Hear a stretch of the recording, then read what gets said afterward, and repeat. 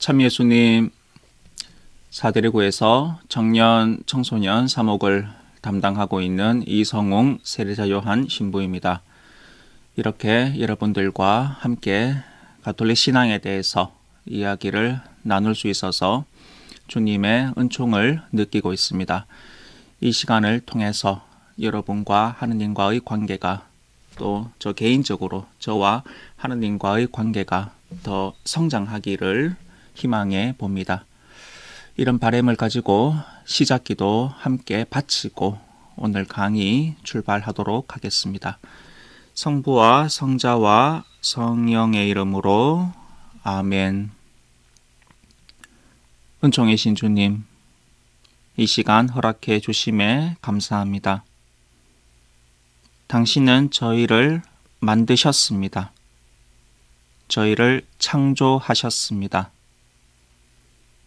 그런데 저희를 남자와 여자로 창조하셨습니다.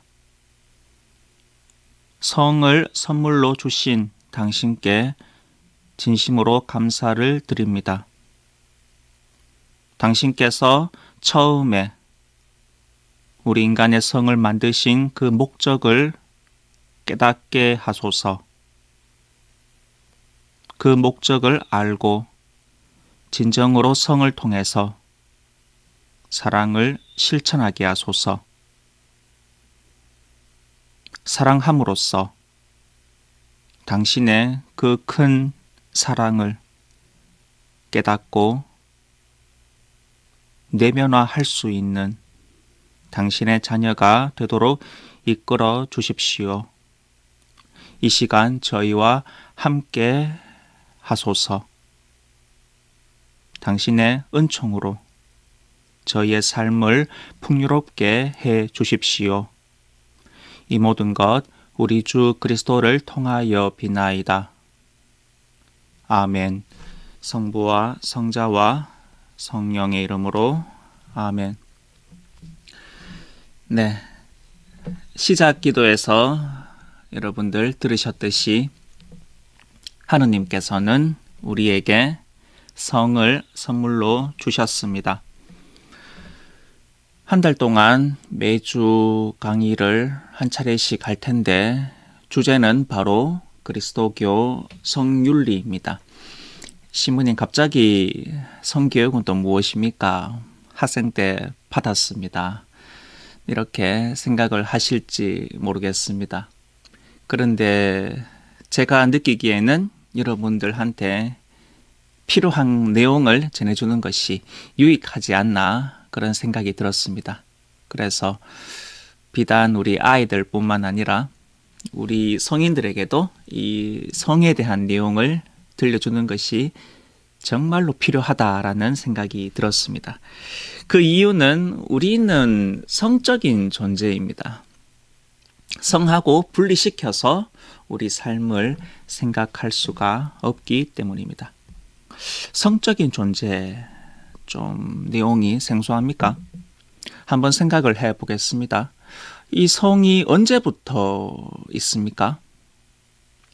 태어날 때부터입니까? 사실 태어나기 전부터 우리는 성적인 존재입니다. 왜냐하면 정자와 난자가 수정되는 그 순간부터 성이 생겨납니다. 그러니까 우리가 세상에 나오기 전부터 우리는 이미 성을 가지고 있는 성적인 존재입니다. 언제까지 성적인 존재입니까? 네, 죽을 때까지입니까? 우리 가톨릭 신학에서는 우리가 삶을 마치더라도 성은 존재한다고 합니다. 여러분들이 천국에 가서도 남성, 여성으로 존재하는 겁니다. 물론 우리 몸이 지금의 몸과는 다르게 거룩한 몸으로 변화되어서 영원한 행복을 사는 것이 천상의 상태입니다. 그때도 남성과 여성으로 우리가 천상의 기쁨을 누리는 것입니다. 그렇기 때문에 우리는 항상 성적인 존재라고 볼 수가 있습니다. 태어나면서부터 죽을 때까지가 아니라 태어나기 전부터 수정되는 순간부터 죽을 때까지가 아니라 죽어서도 천상의 삶을 영위할 때도 우리는 남성과 여성으로 존재한다는 것이 바로 우리 교회의 가르침인 것입니다. 그래서 성은 우리의 한 부분이 아닙니다. 성윤리 한 부분을 오늘 강의하는 것이 아닙니다. 우리 전 존재에 대해서 이야기를 할 것입니다.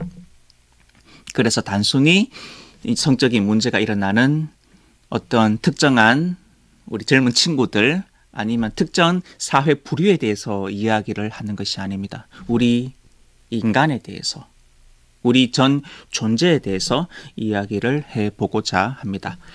자, 이 성은 하느님께로부터 왔습니다. 네, 오늘 첫 번째 강좌의 제목이 하느님과 성입니다.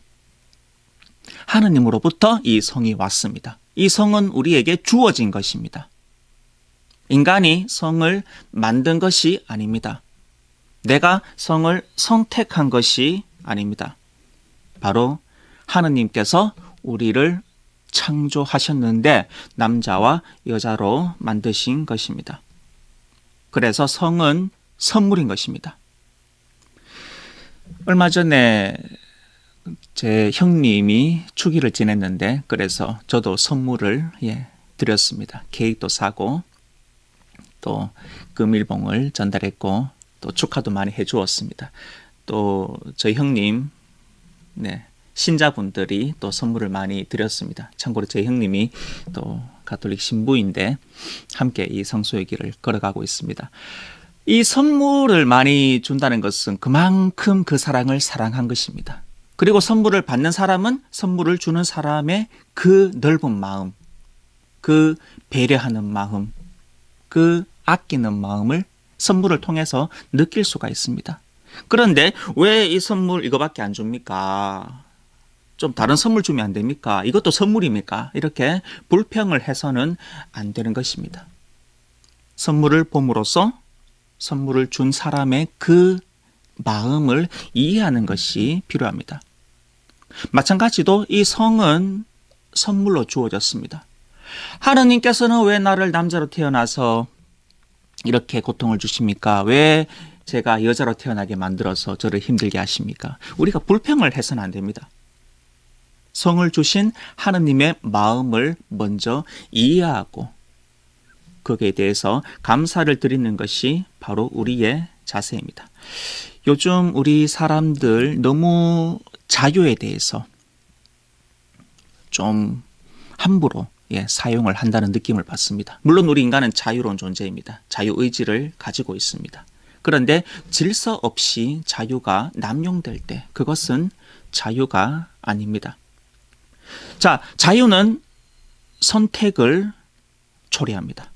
내가 자유롭기 때문에 선택을 할 수가 있는 겁니다. 그런데 우리가 선택을 할 수 없는 영역이 있습니다. 여러분들 생명을 선택할 수 있습니까? 죽이고 살리는 것을 여러분들 마음대로 할 수가 있습니까? 이것은 하느님의 영역인 것입니다.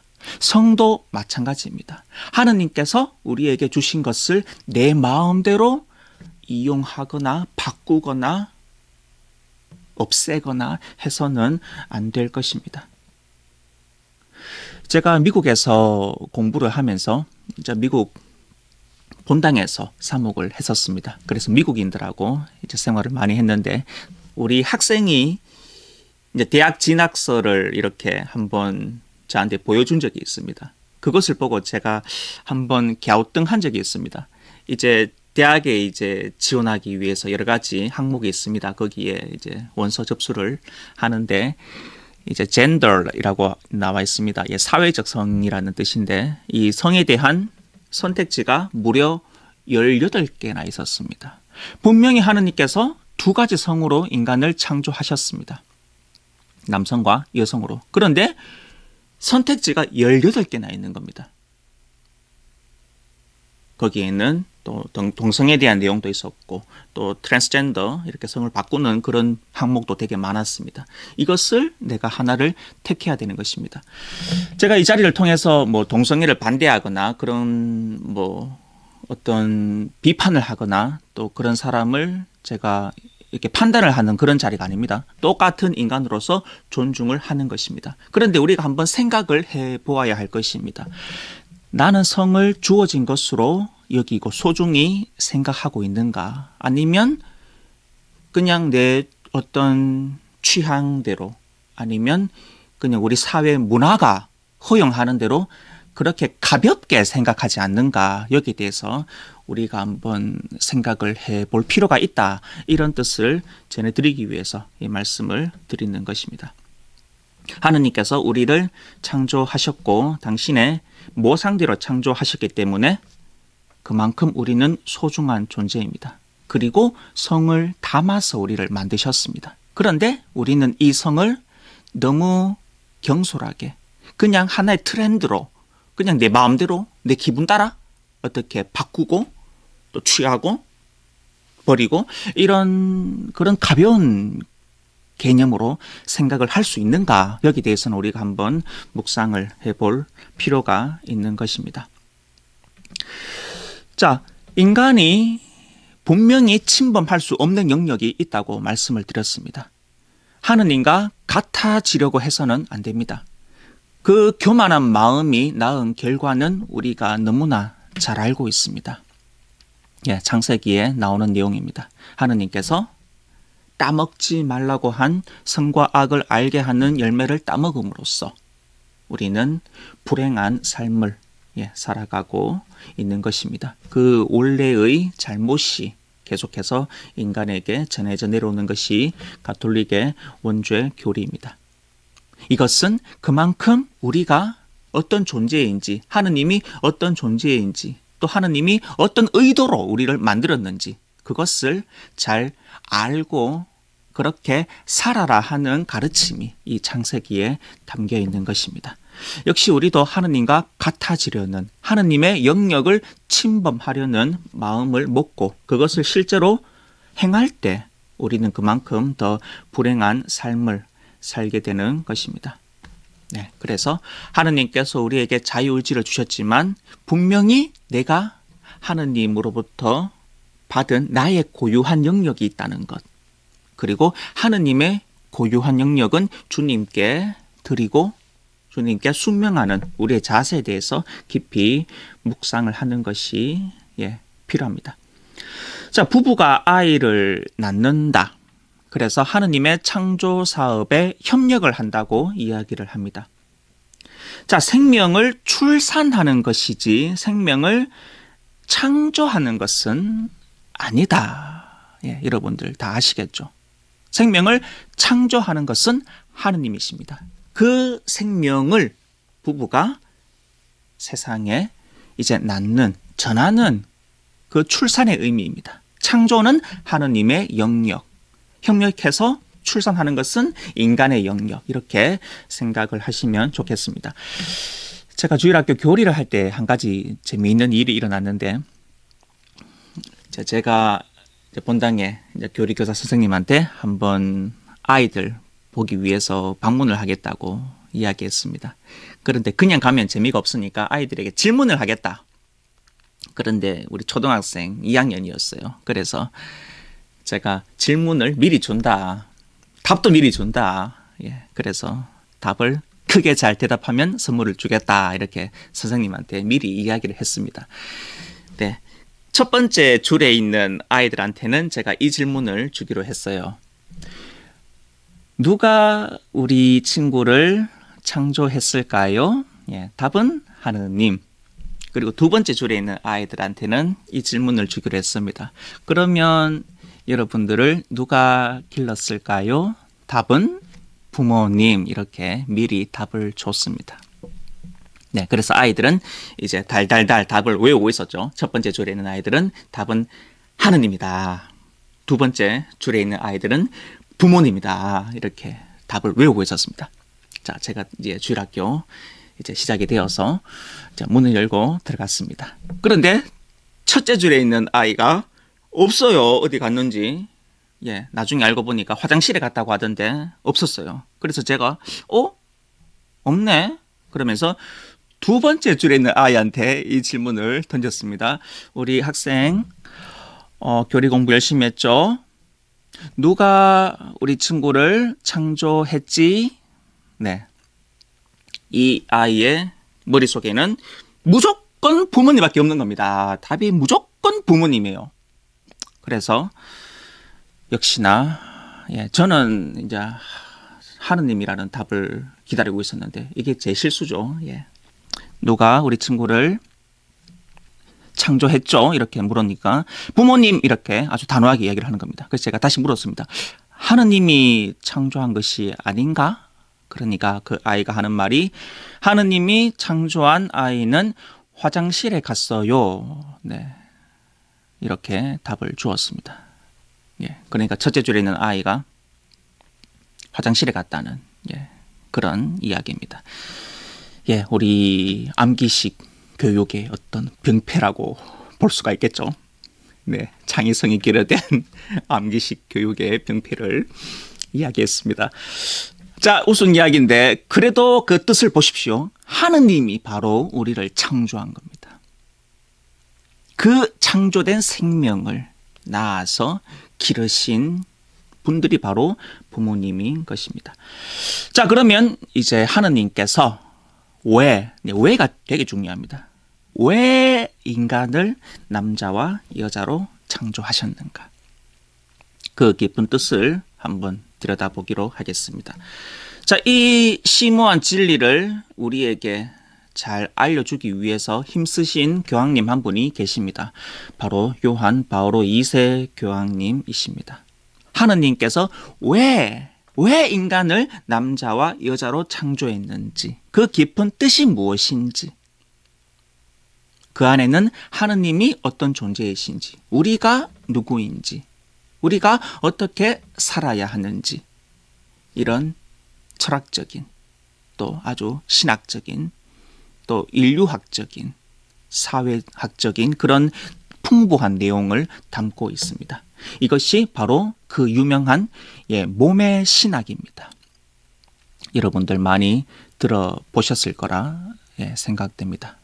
몸의 신학, 영어로는 Theology of the Body. 미국에서 저는 이 몸의 신학을 또 개인적으로 많이 공부를 했는데 TOB, Theology of the Body 이렇게 약자로 표현을 합니다. 자, 몸의 신학입니다. 여러분들 몸의 신학 들었을 때 어떤 느낌을 받습니까? 저는 맨 처음에 이 몸의 신학이라는 내용을 들었을 때 되게 생소하게 생각했습니다.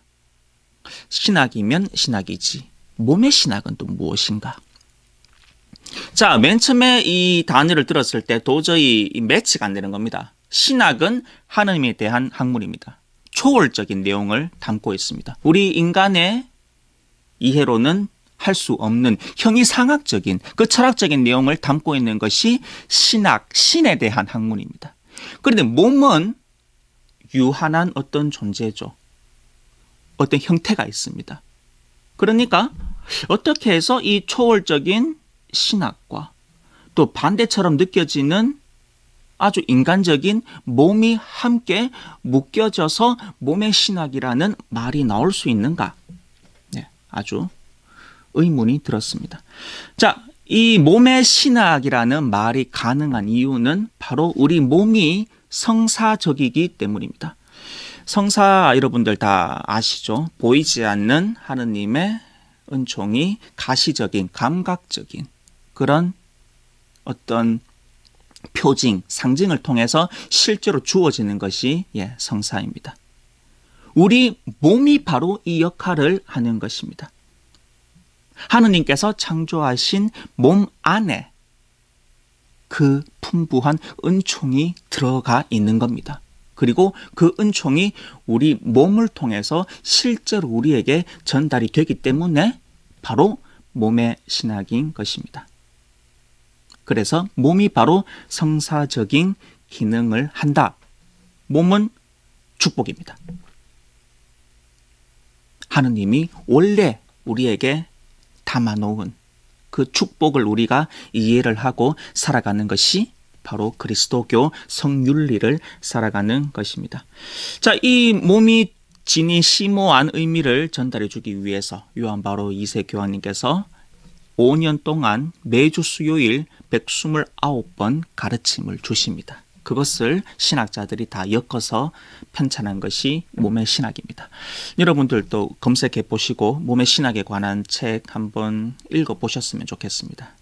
우리 아이들 성교육에도 굉장히 좋고 또 혼인의 삶을 살아가는 부부 여러분들에게도 권해드립니다. 꼭 한번 읽어보셨으면 좋겠습니다. 이 몸의 신학이 바로 우리 성에 대한 이야기를 아주 풍부하게 전해주고 있는 것입니다. 그래서 이 몸의 신학에 대한 내용을 이제 기반으로 해서 여러 가지 성에 대한 이야기를 5번 동안 계속 풀어가고자 합니다. 자, 일단 우리가 성이라고 하면 좀 부정적인 생각부터 우리가 바꿀 필요가 있습니다. 사람들이 성이라고 하면 좀 답답하게 생각하고 또 뭐 다 아는 건데, 그리고 또 교회가 말하는 성하면 더 고리타분하게 생각하죠. 아, 교회 뭐 간음하지 마라, 피임하지 마라, 낙태하지 마라, 혼전관계 가지지 마라, 동거하지 마라, 뭐 이런 내용 아닙니까? 이렇게 아주 그냥 답답한 어떤 윤리적인 지침으로 생각을 합니다. 자, 그런데 우리가 이런 부정적인 자꾸 이야기 하지 마라 그런 이야기만 들으면 우리 삶의 기쁨이 사라집니다. 그리고 동기부여도 되지 않습니다. 제가 학생 때 정말 듣기 싫었던 얘기가 뭐냐 하면 놀지 마라, 놀지 말고 공부해라, 잠자지 마라, 자지 말고 공부해라, 친구 만나지 마라, 시간 낭비하지 마라, 그 시간에 공부 좀 해라, 영어 단어 한 개 더 외워라. 이런 이야기 많이 들었습니다. 우리 학생들도 많이 지금도 듣고 있습니까? 그러니까 이제 공부가 하기 싫은 거죠. 너무 하기 싫은 겁니다. 하지 마라. 그렇게 이야기를 하니까. 한 번은 제가 이제 잠을 자고 학교에 그 다음날 가서 이제 숙제를 보니까 못했어요. 선생님이 묻습니다. 너 왜 숙제 못했니? 어제 하다가 그만 잠들어 버렸습니다.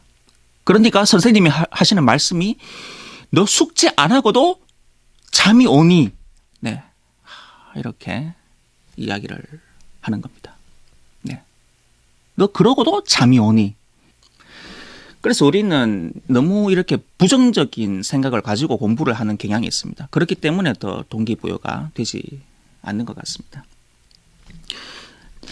제가 미국에서 이제 신학 공부를 이제 신학생들하고 했는데 이제 그룹 과제를 받은 적이 있습니다. 이제 패트릭 이라는 친구하고 그 친구하고 저하고 공동으로 이제 과제를 받은 적이 있어요. 같이 이제 해야지 이제 과제를 수행할 수가 있습니다. 제가 하는 부분이 있고 이제 이 친구가 해야 되는 부분이 있는데 이 패트릭이 게을러서 참 이 친구하고 같은 조가 될 때부터 왜 하느님 저에게는 시련을 주십니까? 라고 했는데 역시나 이 친구가 자기 할 부분을 안 한 겁니다.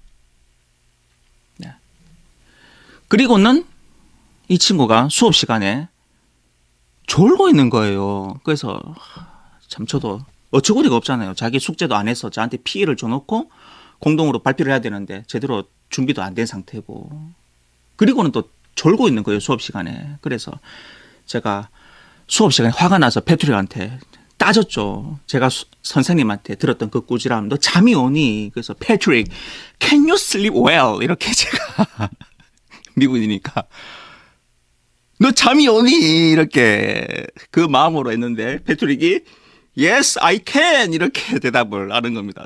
나 잠 잘 잔다 이렇게. 저는 화가 나서 can you sleep well 이렇게 했는데 참고로 이 서양 사람들은 이렇게 잠 가지고 그리고 또 다른 걸로 뭐 하지 마 그러면서 공부를 그렇게 우리처럼 강제적으로 좀 시키지는 않는 분위기죠. 그래서 우리가 이렇게 하지 마, 뭐 잠자지 말고 공부해, 뭐 이렇게 그런 교육들을 너무나 많이 받아서 이 성에 대한 것도 하지 마 이런 부정적인 내용이 너무나 우리 안에 쌓여 있기 때문에 성의 그 참된 의미를 본래의 의미를 우리가 잘 모르는 것 같습니다. 그래서 그 의미를 알려주어야 한다. 그것이 바로 교황님의 의도였죠. 그래서 우리가 성이 정말로 가지고 있는 참 의미, 그 소중한 의미, 그리고 그 의미대로 거룩하게 살려는 마음을 우리가 가져야 할 것입니다. 우리 신앙도 마찬가지입니다. 여러분들 고기 먹으면 안 됩니다. 주일미사 안 가면 안 됩니다. 네, 이러니까 이제 신앙생활에 흥미가 떨어지는 거죠. 자꾸 하지 마. 또 규칙 세워서 꼭 이것은 해야 되고. 그러니까 이제 우리가 그 규율 안에 묶여서 참 신앙생활을 할 수가 없습니다. 기쁘게 신앙생활을 할 수가 없는 겁니다. 내가 신앙을 살아가는 그 의미가 무엇인가? 성에 지니는 의미가 무엇인가? 그것을 우리가 찾아야 할 것입니다. 자, 창세기에 나오는 교리 중에서 원자로 시작되는 교리는 무엇입니까? 이렇게 여러분들에게 질문을 던지면 답이 무엇이라고 여러분들 답하시겠습니까? 그 답은 원죄입니다. 이렇게 10중 8구 사람들이 이야기를 할 겁니다. 창세기에 나오는 첫 번째 원자로 시작되는 교리는 무엇입니까? 그러면 원죄입니다. 이렇게 보통 이야기를 합니다. 역시 이 부정적인 내용이 담겨져 있는 거죠. 창세기에서 가장 먼저 이야기를 하는 것은 원죄가 아닙니다. 원복입니다. 원죄, 오리지널 sin이 아닙니다. 원복, 오리지널 blessing, 축복이죠. 이 원복에 대해서 우리가 먼저 생각을 해야 됩니다. 그래야지 우리가 기쁘게 또 우리가 만들어진 어떤 목적을 느낄 수 있고 또 성의 의미도 찾고 행복하게 또 만족을 느끼면서 살아갈 수가 있는 것입니다. 이 원복 안에 바로 우리가 그리스도교 성에 대한 어떤 교리가 담겨져 있는 것입니다. 그래서 그 내용을 한번 몸의 신학을 통해서 한번 들여다보기로 하겠습니다. 이 원복의 핵심은 하느님께서 우리 인간을 창조하셨는데 우리와 같은 이미지로 만들자. 여기에 그 핵심이 있다고 보겠습니다. 바로 하느님 당신처럼 우리 인간을 창조하셨습니다. 그래서 우리를 바라볼 때 하느님의 입장에서 우리를 바라볼 필요가 있습니다. 왜냐하면 내가 내 성을 만들었다면 내 안에 그 답이 있습니다. 그런데 내 성을 만드신 분은 하느님이십니다. 그러니까 만드신 분 안에 그 만들어진 피조물의 의도가 담겨져 있는 겁니다. 그래서 하느님의 그 본래의 목적이 무엇인지 생각을 해볼 필요가 있습니다. 자, 우리는 이분법적인 사고가 은연히 들어가 있습니다. 여러분들 플라톤, 아리스토텔레스 다 아시죠? 플라톤은 이제 이렇게 이데아, 이렇게 어떤 형상에 대해서 어떤 절대적인 가치에 대해서 이야기를 했고, 그래서 플라톤은 항상 하늘을 이렇게 향하고 있죠. 아리스토텔레스는 이제 실제에 대해서 우리가 사는 세상에 대해서 이야기를 하죠. 그 개별에 대해서 이야기를 합니다. 은연중에 이 플라톤과 아리스토텔레스 이분법적인 사고가 우리 안에 들어가 있습니다. 특히 우리가 삼구라고 했죠. 세속, 육신, 마귀. 그 세상은 나쁜 것이야. 근데 육신은 나쁜 것이야. 마귀는 나쁜 것이야. 그래서 우리 육신을 이렇게 천대하기 시작했습니다. 그런데 하느님께서 우리 육신을 만드셨는데 그것이 나쁜 것이겠습니까? 우리 마음에는 영혼은 좋은 것, 육신은 나쁜 것, 이렇게 갈라놓는 사고가 아직도 있습니다. 그렇기 때문에 성도 이제 우리 육신이 어떤 한 부분이기 때문에 나쁜 것이다. 이런 생각이 아직까지 들어가 있는 겁니다. 성은 좋은 것입니다. 성욕도 좋은 것입니다. 이 좋은 것을 내가 어떻게 잘 활용하느냐, 그것이 필요한 거죠. 우리 살아가면서 모든 물건들이 솔직히 다 좋은 거죠. 하느님이 창조하셨고 또 우리 인간을 위해서 계속 또 만들고 계시죠. 그런데 이 마이크 얼마나 좋습니까? 이 마이크를 통해서 여러분들과 소통을 할 수 있고, 그런데 제가 화가 난다고 이 마이크를 뽑아서 이거를 던지는 순간에 저는 윤리적으로 문제가 되는 사람이죠. 이 좋은 마이크를 좋은 의도대로 써야 되는 거죠. 이것을 무기로 그렇게 써서는 안 되는 겁니다. 성도 마찬가지입니다. 그 본래의 의도대로 쓸 때 이 성이 올바른 의미를 가지는 것입니다. 자, 하느님께서 성을 주신 이유, 그 답은 하느님은 사랑이시다라는 말이 있습니다. 사랑하기를 원하셨습니다. 그래서 우리에게 성을 주셨고 성욕도 주신 것입니다. 우리가 어떤 욕망이 없다, 사랑하고자 하는 욕망이 없다, 그러면 어떻게 사랑을 할 수가 있겠습니까? 그래서 사랑하기 위해서 성욕이 또 성이 주어졌다, 이렇게 생각해야 되겠습니다. 그런데 우리는 이 사랑을 잘못 생각을 하는 것이 많죠. 사랑은 감정이 아니죠. 또 내가 하고 싶은 대로 하는 것이 사랑이 아닙니다. 이기적인 것은 사랑이 아닙니다. 이타적인 것, 희생, 절제, 배려, 이러한 요소가 빠진다면 이것은 진정한 사랑이 아니라고 보면 됩니다. 바로 나 중심의 사랑이 아니라 다른 사람들을 위해서 내가 가진 이 사랑의 힘을, 그런 욕망을 잘 활용을 해야 되는 것이 그리스도교 윤리에서 말하는 성윤리가 되겠습니다. 자, 사랑의 반대말이 무엇입니까 하면 이제 여러분들 대충 아시는 분들은 사랑의 반대말은 미움이 아닙니다, 무관심입니다, 이렇게 이야기를 하는데, 그리스도교 윤리에서 말하는 사랑의 반대말은 무관심도 아니고 바로 이용입니다. 사람을 이용할 때 나는 사랑을 하지 않는 것입니다.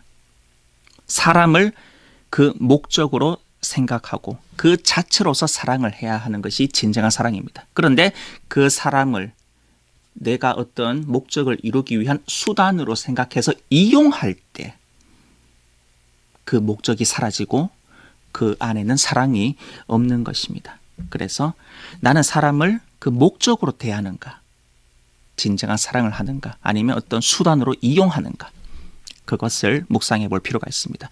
요즘 뉴스에도 많이 나오죠. 또 N번방 사건도 있고 또 성희롱, 성추행, 여러 가지 문제들이 되게 많이 일어납니다. 바로 이러한 요소들이, 이 영성적인 요소가 빠져있기 때문에 이런 문제들이 일어나는 것입니다. 바로 내 만족을 위해서 이용하기 때문에 이런 성적인 문제들이 일어나는 것입니다. 진정한 사랑은 이용하는 것이 아니다. 배려하고 절제하고 희생하는 것, 예수님께서 우리를 위해서 희생하신 그 모습이 진정한 사랑의 모습이다. 그것을 우리가 알아야 되겠습니다. 자, 우리가 이분법적으로 이렇게 성을 내 영혼과 갈라놔서, 육신을 영혼과 갈라놓아서 생각을 하기 때문에 문제가 된다고 했습니다. 특히 중세시대 때 그런 것들이 더 했죠. 그런데 요즘 세상에는 천시하는 것이 아니라, 육체를 천시하는 것이 아니라 육체를 오히려 숭배하는 그런 반대 현상이 일어나고 있는 것 같습니다. 바로 몸을 최고의 가치로 여기는 것이죠. 그래서 성형수술도 하고 다이어트도 하고 항상 이러한 내용들이 이슈가 되는 것입니다. 사람의 내면을 보지 않고 외적인 면을 보게 됩니다. 이제 성을 숭배하는 완전히 반대 현상이 일어나는 겁니다. 이것도 문제가 되겠죠. 성을 숭배한다. 성이 우상이 되는 겁니다. 우상 숭배의 결말은 무조건 불행입니다. 우상을 숭배하고 행복하게 산 사람들 있습니까? 돈, 명예, 권력을 쫓아서 살면서 참으로 불행하게 살았던 사람들을 우리는 너무나 많이 대중매체를 통해서 접하고 있습니다. 요즘 사람들은 이제 성을, 육체를 숭배하기 시작합니다. 육체를 숭배함으로써 그 가치를 알아가는 것이 아니라 오히려 그 성의 가치를 잃어버립니다. 성범죄가 난무하고 있습니다. 그리고 성을 상업화하고 있습니다. 문제는 우리 성에 대한 교육도 어떤 피임 교육에 그치는 그런 경향이 있습니다. 이 본래의 의미에 대해서, 진정한 사랑의 의미에 대해서 전해주지 않기 때문에 우리 젊은이들도 제대로 된 성교육을 받고 있지 못하다고 하겠습니다. 저도 사실 제대로 된 성교육을 자라면서 제 생각할 때 받아본 적이 없었던 것 같습니다.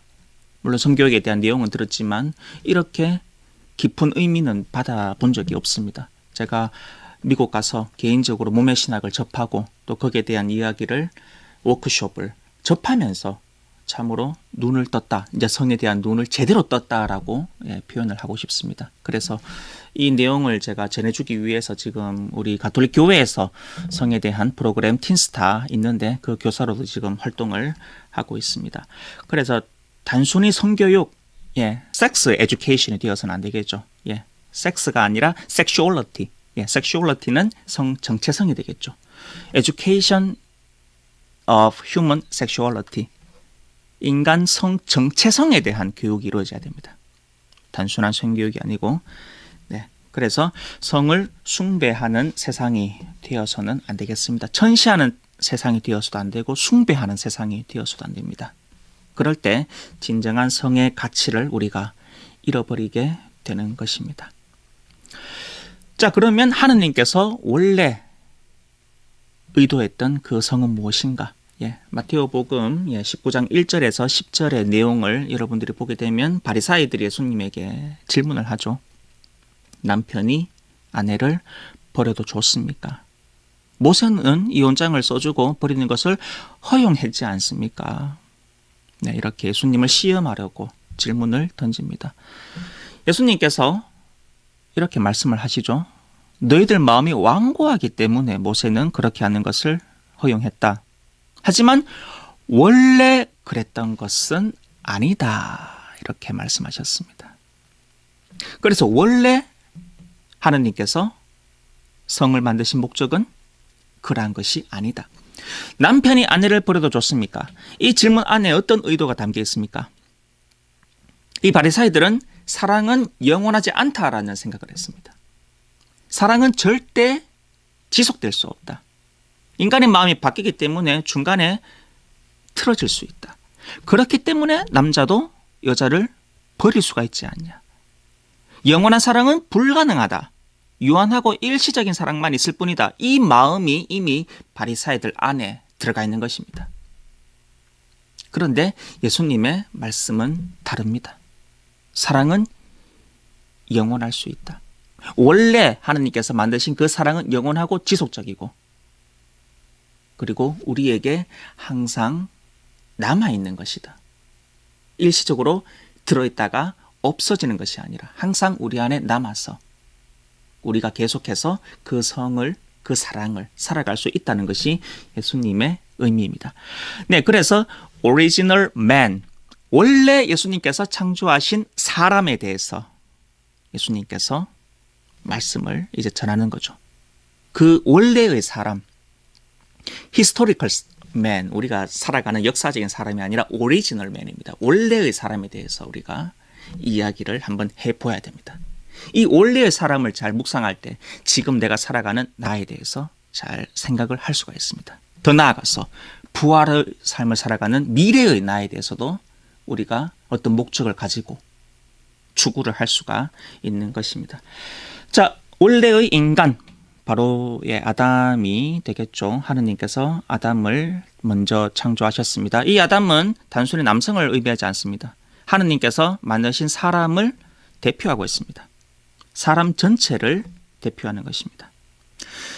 자, 하느님께서 아담을 먼저 만드셨습니다. 그리고 여러 가지 동물들에게 대한 식물들의 또 세상에 대한 권리도 주셨죠. 이 최초의 인간은, 최초의 사람은 이제 하느님과 통교를 하면서 살아갑니다. 하와가 생기기 전입니다. 바로 하느님과 사람의 관계가 먼저 있었습니다. 이 관계에 충실했는 삶이 바로 원래의 행복입니다. 원복이라고 하죠. 이 아담은 고독을 느꼈습니다. 여러분들 고독과 외로움 차이를 아십니까? 원래의 고독, original solitude, 원래의 고독입니다.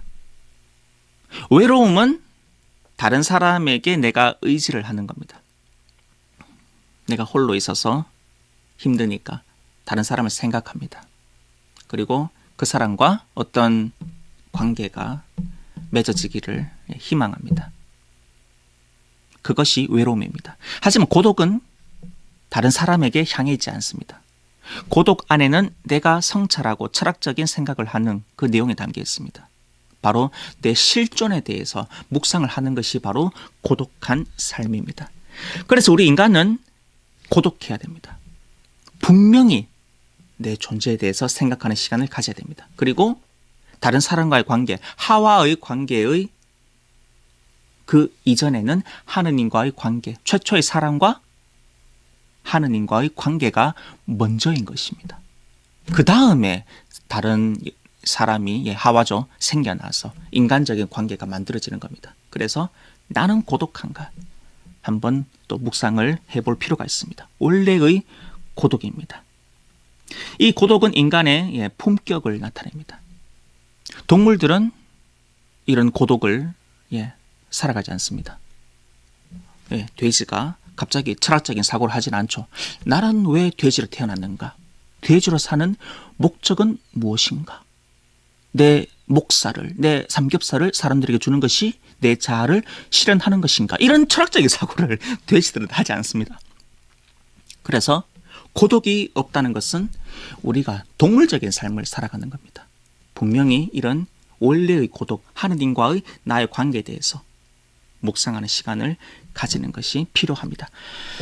자, 원래의 고독이 있었고, 그 다음에 이제 원래의 일치, 원일치가 있습니다. 바로 하느님께서 사람에게 여자를 만들어 줍니다.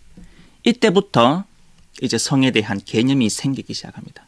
맨 처음에는 원래 인간에 대한 개념이었죠. 이제는 여자가 생김으로써 남성과 여성에 대한 그 개념이 생기는 것입니다.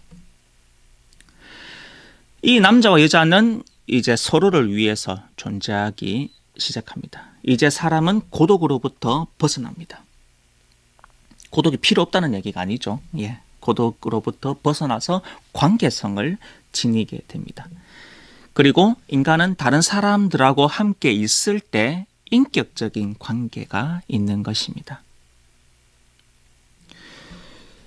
하느님께서 남성과 여성으로 만드셔서 이제 창조를 하신 거죠. 누구의 도움도 없이, 남자의 협력 없이 여자를 창조하셨습니다. 남자를 잠재우죠. 다시 창조 이전의 상태로 되돌린 것입니다. 그리고 여성을 만든 것입니다. 그래서 남자가 어떤 협력을 해서 남자가 여자는 내 힘으로 만든 거야, 이런 내용이 아니죠. 하느님께서 고유하게 똑같이 남자와 여자로 만드신 것입니다. 이제 고독의 존재에서 사랑의 존재, 사랑의 관계로 이제 발전을 하게 됩니다. 바로 너와 나와의 관계 안에서 사랑이 왔다 갔다 하는 것이죠. 사랑하는 사람이 있습니다. 사랑을 받는 사람이 있습니다. 그리고 그 두 사랑 사이에서 일어나는 그 불꽃, 뜨거운 열정, 이 모상이 바로 삼일체입니다. 하느님께서 아들을 사랑하시고 그 사랑을 받고 그 사이에서 왔다 갔다 하는 그 열정이 바로 성령이죠. 바로 이 모델로 우리 인간을 만드시고 그 모델로 우리 삶을 살아가게 하신 것이 바로 하느님의 의도입니다. 이 사랑은 바로 생명을 주는 거죠. 성부와 성자를 통해서 성령이 발하신다라고 우리가 니체야 신경에서 고백을 하고 있습니다. 역시 한 남자와 한 여자의 사랑에서 새로운 생명이 주어지는 것이죠. 역시 생명은 성물입니다. 하느님의 영역에서 창조하신 그분의 은총 복입니다. 이런 것들을 가능하게 하기 위해서 우리에게 몸을 주신 것입니다. 그래서 몸이 영혼과 분리된 것이 아닙니다. 이 몸을 통해서 우리가 사랑을 받고 그 하느님의 숭고한 사랑을 전해주는 것입니다. 그렇기 때문에 우리는 보통 동물들하고는 다르다고 볼 수가 있습니다. 이런 철학적인 사고를 하는 원고독을 느끼는 것도 다르지만 사랑하는 방식도 다릅니다. 동물은 본능에 의해서 그런 관계를 가지게 됩니다. 그리고 번식을 하는 거죠. 근데 우리 인간은 내 본능에 따라서 관계를 가지고 번식을 하는 것이 아닙니다. 이것은 정말 동물적인 사랑에 어떻게 머무르는 것이죠. 이 본능, 본능이라고 볼 수가 있는데 우리는 이런 본능적인 사랑을 추구하는 것이 아니죠. 바로 완전한 삼위일체적인 그 사랑을 우리가 보여주는 것이 진정한 성의 의미라고 할 수가 있습니다. 남성과 여성으로 창조하셨기 때문에 이것이 가능합니다. 동성으로 창조하셨으면 이런 상호 보완적인 그런 깊은 사랑의 열매를 맺을 수 있겠습니까? 그래서 하느님께서 태초에 남자와 여자로, 그래서 남자는 제 아비를 떠나서 여자와 한 몸이 된다라고 그렇게 말씀을 하신 것입니다. 자, 어떤 분들은 왜 남자와 여자로 창조해서 성차별이 있게 합니까? 남성이 더 우월한 세상도 있고 어떻게 보면 또 여자가 더 우월하기도 하고 이런 성차별이 있고 그러니까 성범죄가 있고 그런 거 아닙니까? 예, 이런 목소리도 있습니다. 그런데 성이 두 개로 존재하기 때문에 이런 문제가 생기는 것이 아닙니다. 앞서 말했듯이 사랑하지 않고 상대방을 이용하기 때문에 이런 차별이 생기는 겁니다. 그리고 선물로 받아들이지 않고 내가 생각하기에 남성이 우월해, 더 중요해, 더 소중해. 아니야, 여성이 더 중요해. 여성의 인권이 더 소중해. 바로 이런 편협한 생각 때문에 이런 문제들이 성차별이 생기는 것입니다. 성을 없애야지, 성의 다름을 없애야지 평등한 사회가 되는 것이 아닙니다. 그 다름을 잘 받아들이고 이해하고 서로 배려해주고 보완될 때 아름다운 사회가 이루어지는 것입니다. 이 원일치가 바로 이 몸의 신학에서 핵심적인 내용이라고 할 수가 있습니다. 하느님이 누구이신지, 또 하느님의 사랑을 통해서 완전한 일치를 이루는 그런 공동체의 모습으로 존재하시는 그 절대자를 우리가 묵상을 할 수가 있습니다. 그리고 그러한 사랑을 우리가 이제 따라가는 것이죠. 그것이 남성과 여성으로 살아가는 원래의 목적이라고 할 수가 있습니다. 그래서 한 남성과 한 여성이 그런 사랑을 나눌 때 우리 인간의 유한한 사랑 안에 무한한 하느님의 사랑이 들어가 있는 겁니다. 그래서 너무나 행복하게 사는 부부를 보면 우리가 감탄을 자아내는 겁니다. 너무나 아름답다. 왜냐하면 그 안에 하느님의 그 숭고한 희생적인 사랑이 들어가 있기 때문입니다. 그래서 이 진정한 사랑을 우리가 선물로 주고받을 때 행복한 삶을, 또 하느님의 그 원래의 사랑을 드러낼 수가 있는 것입니다. 자, 하느님께서는 남자와 여자로 창조하셨습니다. 그렇게 해서 서로 도와주도록, 협력하도록, 보완하도록 그렇게 의도를 가지셨습니다. 그러니까 서로 다르지만 하나가 될 수가 있는 것입니다.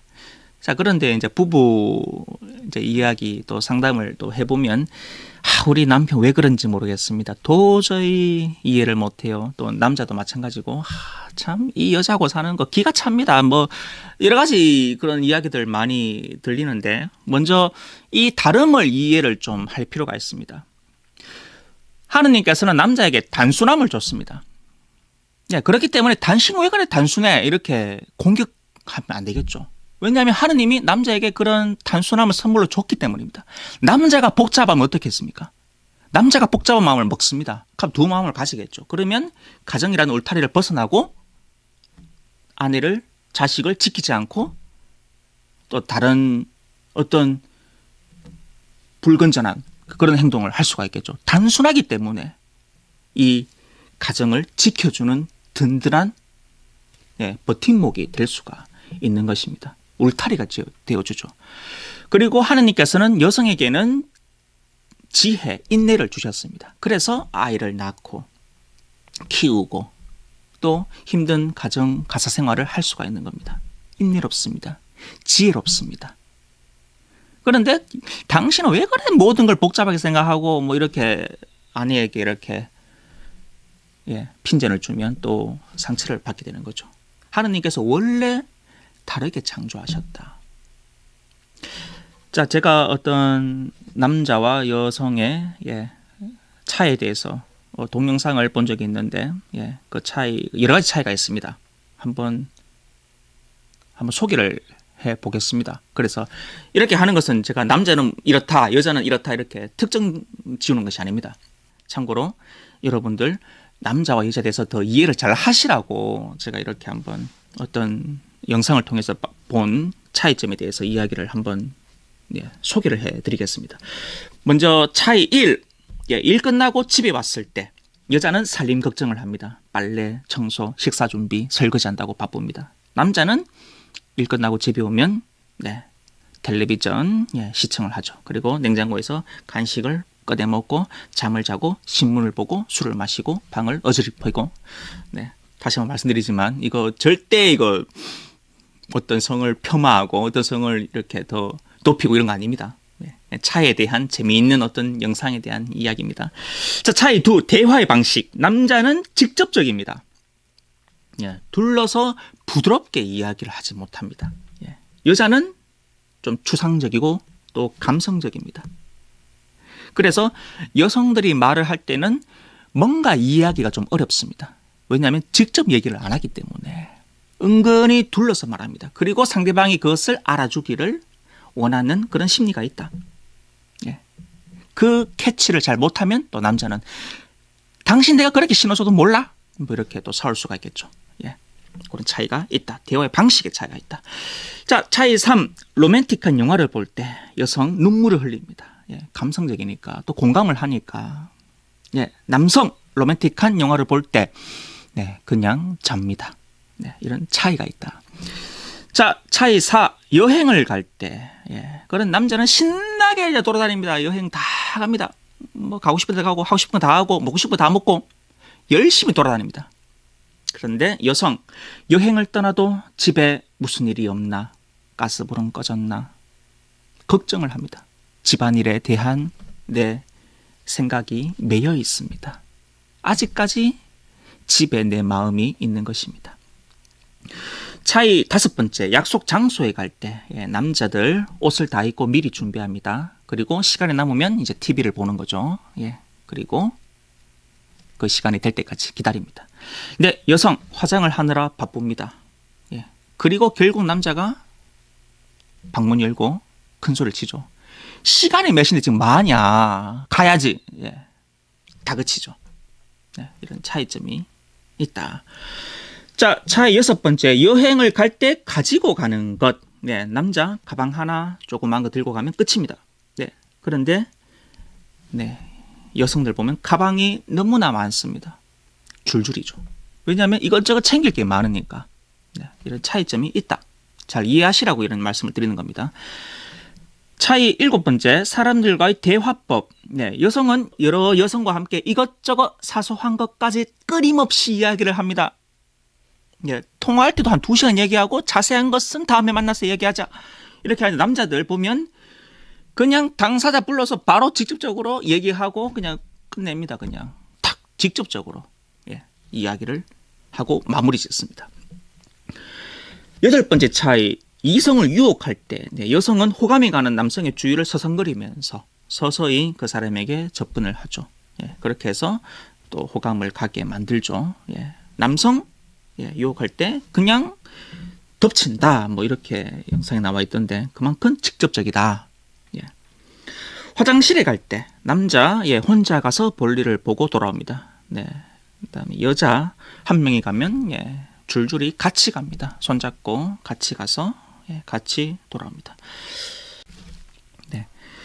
차이 10번째입니다. 가방 안에 소지품. 남자 심플하죠. 열쇠, 신분증, 지갑 이렇게 있는데 여자 뭐 가위도 있고 사탕도 있고 또 뭐 빗도 있고 핸드크림도 있고 립스틱, 안경, 책, 거울, 가지고 놀 인형 엄청나게 많아요.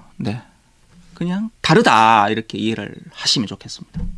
쇼핑할 때 남자 목표물 하나 정해서 그거 사고 돌아오면 끝입니다. 여자는 백화점에 들어오면 바로 목표물을 향해서 돌진하지 않습니다. 이것저것 다 둘러보죠. 그리고 사고 싶은 것을 사고 다시 둘러보면서 문을 나갑니다. 그리고는 문을 열고 다시 들어옵니다. 그리고 다시 살펴보고 나가게 되죠. 차이점이 있다. 자, 그러면 남자와 여자의 이상형은 누구인가? 그런데 이상형은 신기하게도 동일합니다. 남성이나 여성이나 똑같이 아이를 잘 돌보고 같이 집안일하고 설거지하고 이런 배우자가 되었으면 좋겠다. 그 이상형은 동일함을 알 수가 있습니다. 자, 제가 이렇게 여러 가지 차이점에 대해서 쭉 나열을 해드렸는데 다시 말씀드립니다. 결코 한 성이 우월하다, 한 성이 떨어진다, 그것을 드러낸 것이 아닙니다. 하느님께서 남자와 여성으로 만드셨는데 차이가 난다. 그리고 이 차이가 서로 보완이 되어서 더 아름다운 공동체를 만들어간다. 제가 신앙생활을 하면서 느낀 것은 남성은 시각이 발달되어 있습니다. 여성은 청각이 발달되어 있습니다. 그래서 교회 가면 여성 신자가 많습니다. 여자는 좋은 시문의 강론 듣고 강의 들으면 참 와다, 공감가 너무 좋아, 성당에 오는 거죠. 하지만 남성은 시각이 발달되어 있습니다. 그래서 좋은 말씀 들어도 들어오지 않습니다. 이는 내 몸이다. 네. 그런데 눈으로 보니까 몸이 그게 빵처럼 보이는 거죠. 그게 남자는 저게 무슨 몸이야, 말도 안 돼, 이래서 잘 못 믿죠. 여자는 그래, 신부님 말씀, 예수님 말씀 몸 맞아, 받아 모셔야지, 이렇게 이제 교회에 나오는 거죠. 이런 차이점이 교회 안에도 있지 않나, 그런 생각을 해보겠습니다. 자, 이 남자와 여자는 처음에 살아갈 때 순수했습니다. 원순수라고 합니다. 오리지널 퓨리티. 벌거벗고도 부끄러운 줄 모릅니다. 인간의 몸은 부끄러운 것이 아닙니다. 그것을 바라보는 마음의 문제입니다. 내 마음이 순수할 때, 순수하게 남자와 여자가 사랑을 나누고 또 혼인의 그 희생적인 사랑을 살아갈 때 서로의 몸을 봐도 부끄럽지가 않습니다. 우리가 정결함을 유지해라, 이런 교회 가르침을 많이 듣는데 이 정결함은 마음의 정결함을 유지할 때 육체의 정결함도 가질 수가 있는 것입니다. 마음의 문제입니다. 내가 마음이 불결할 때, 마음이 순수하지 못할 때 여성을 볼 때도 부끄러움을 내가 느끼는 겁니다. 또 남성을 볼 때도 또 여성의 입장에서 부끄러움을 느끼는 겁니다. 내 마음이 순수하지 않기 때문에. 그래서 예수님께서도 마음이 가난한 사람이 하늘나라에 들어간다고 말씀하신 겁니다.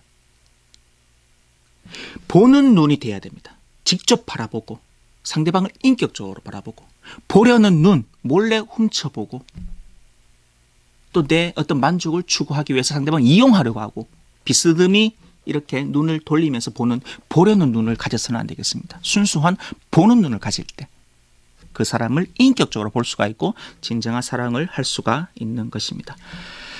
네, 오늘 또 몸의 신학에 대한 내용을 바탕으로 해서 하느님께서 만드신 성에 대해서 이야기를 나눴고, 또 앞으로 4번 강좌에 대해서도 여러 가지 또 성에 대한 그런 이야기들을 나누고자 합니다. 우리가 성에 대한 참된 가치를 깨닫고 증거하면서 살아갈 때, 이 성의 영성적인 차원을 드러낼 때 우리는 행복한 삶을 살 수가 있을 것입니다. 다시 한번 말씀드립니다. 하느님께서 창조하셨다. 그래서 내 안에 일어나는 모든 성적인 어떤 문제들 역시 답은 하느님께 있습니다. 그 본래의 의미를 계속해서 찾아가시고 그 의미대로 살고자 노력하는 우리 신앙인이 되었으면 좋겠습니다. 네, 그러면 마친 기도 영광손 바치고 이 시간 마무리하겠습니다. 성부와 성자와 성령의 이름으로 아멘. 영광이 성부와 성자와 성령께 처음과 같이 이제와 항상 영원히 아멘. 성부와 성자와 성령의 이름으로 아멘. 감사합니다.